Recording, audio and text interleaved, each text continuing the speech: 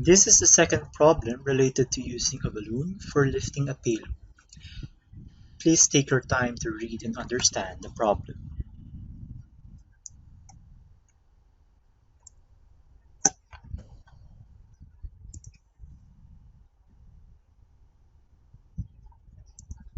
We can visualize the balloon setup and the parameters related to solving this problem using this diagram. The payload that will be lifted by the balloon is 2 tons.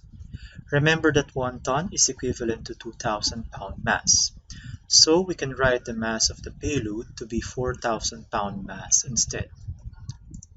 The temperature of the air outside the balloon is 510 Rankine, while the atmospheric pressure is 14.7 pounds per square inch.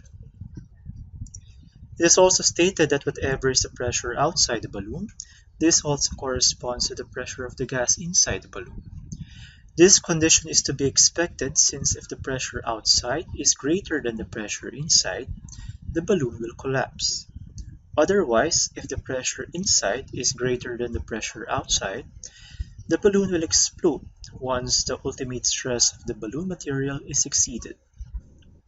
On the other hand, the temperature of the gas inside the balloon is 525 Rankine. Finally, it is stated that the balloon contains helium gas. From this given information, we shall compute for the required volume of the balloon, assuming that it is spherical in shape once inflated.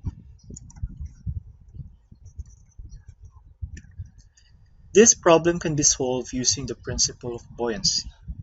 Remember that helium is 7 times lighter than air, so the tendency of a helium balloon when immersed in air is for it to float. Here is the free body diagram that will serve as the basis of our solution. To solve this problem, we shall equate the sum of all upward forces to the sum of all downward forces. Remember from our previous discussions that buoyant force is just equal to the weight of the fluid that has been displaced. In this case, the buoyant force is just equal to the weight of the air displaced. All the terms in this equation can be written in terms of mass by cancelling out the factor g sub O over g sub c. Then the mass of the air displaced and the mass of the helium inside the balloon can be written in terms of their corresponding pressure, volume, and temperature using the equation of state of ideal gases.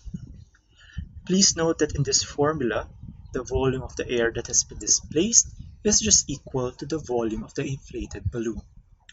Therefore, we can simply write this equation in this form to isolate the volume of the balloon in one side of the equation. Now, the values of all the parameters in the right side of the equation are known, except for the gas constant of helium.